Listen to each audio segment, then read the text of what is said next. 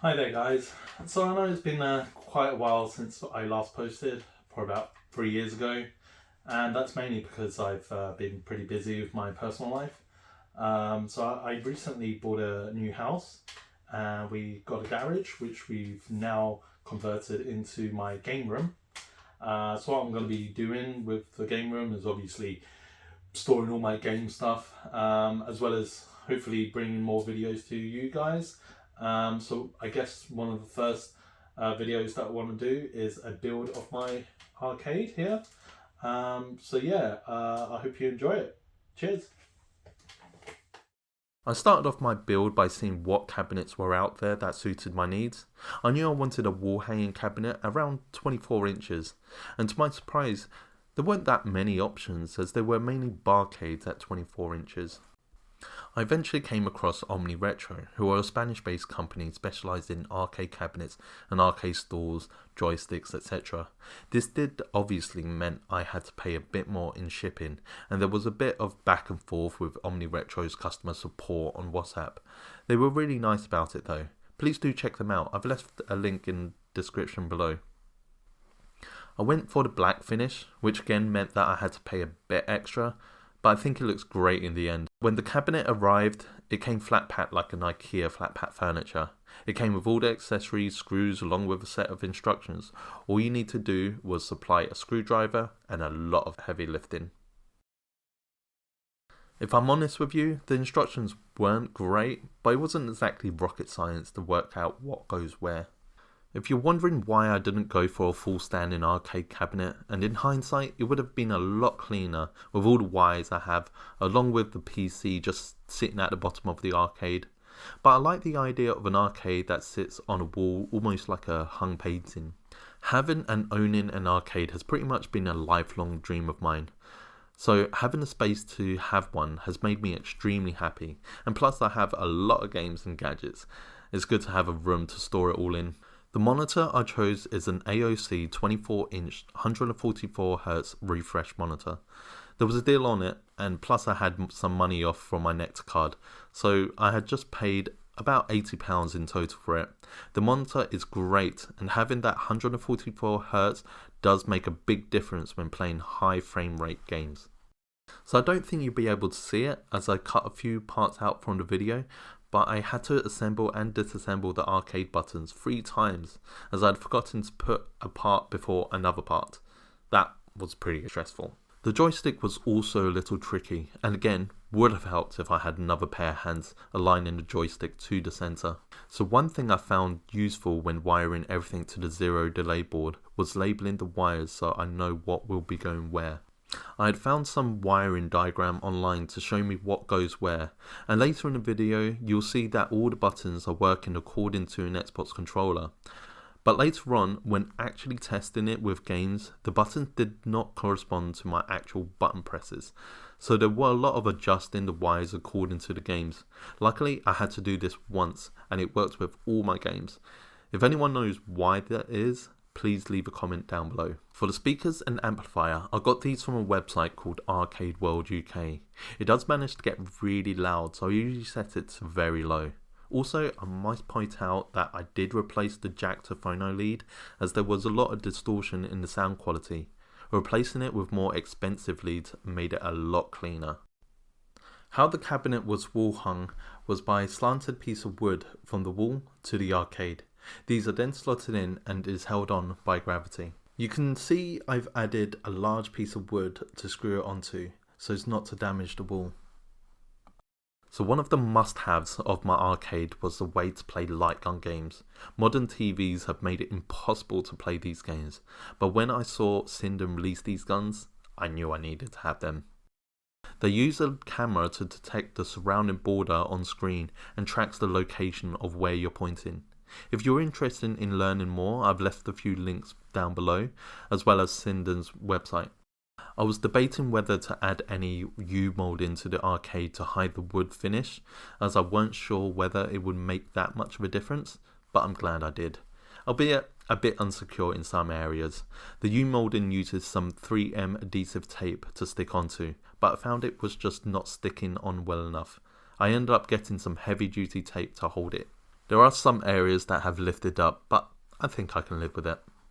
I then wanted to add a border around the Perspex screen, as I could see the Ys and back of the arcade.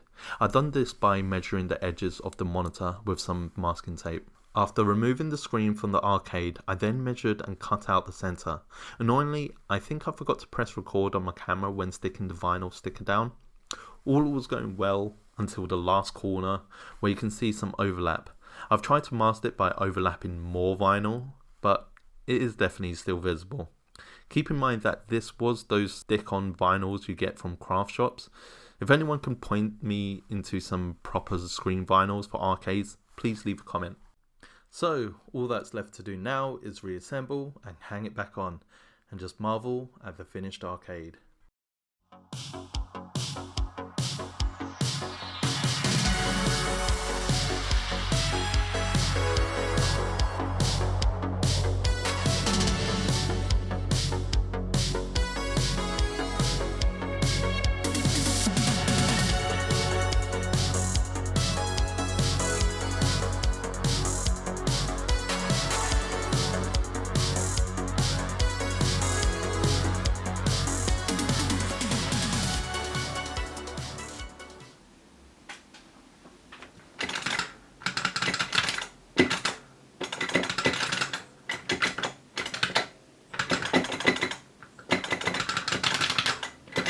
Here are a few montages of games. Also keep in mind I'm not the best beat 'em up gamer. Round 2. Fight.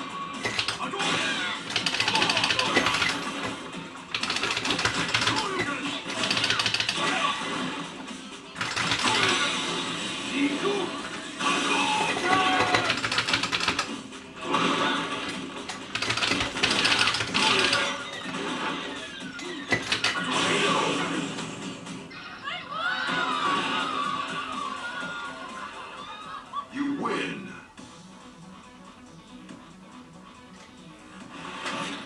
If you're wondering about the specs of the PC, it's actually an unwanted PC from our brother-in-law. There were a few parts I needed to buy, but it did save me a lot of money if I were to buy it from scratch. It's a 10th gen Intel i5 with 32 gigs of RAM and running an NVIDIA RTX 2060.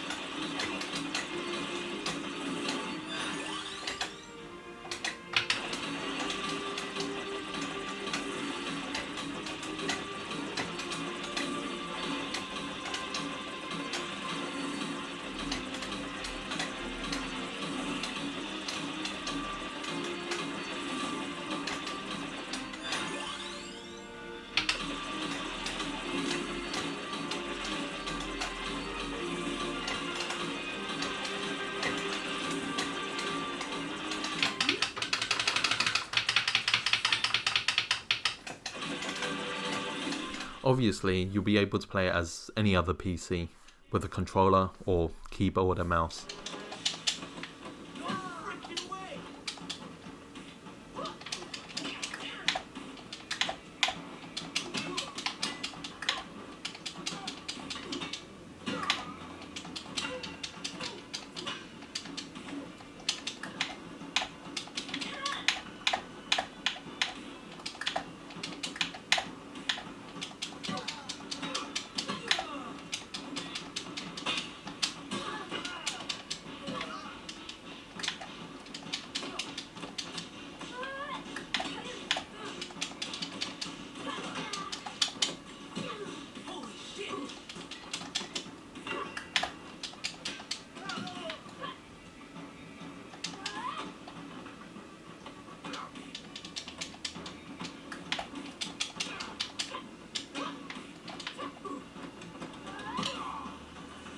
Onto some emulation. Here you can see that I'm using Launchbox's big box as the front end to manage my games. Again, if you're interested in knowing more about Launchbox and emulation, I've left a few links below.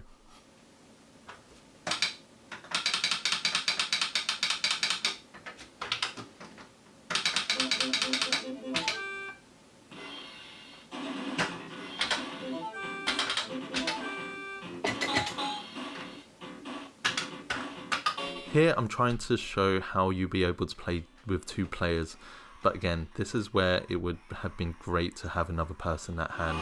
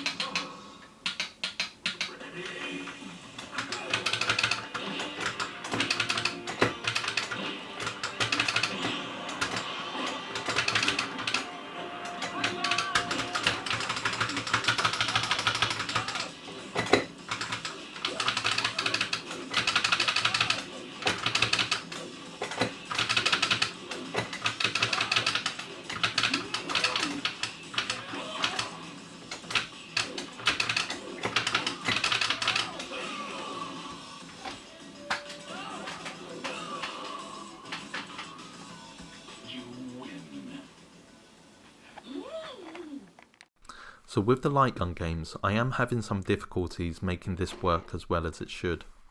You can see as I'm aiming the gun, the camera is not finding the border all that well. I've tried using different coloured borders as well as adjusting the brightness and contrast from the camera. If anyone could help out, please sound off in the comments. And there you have it.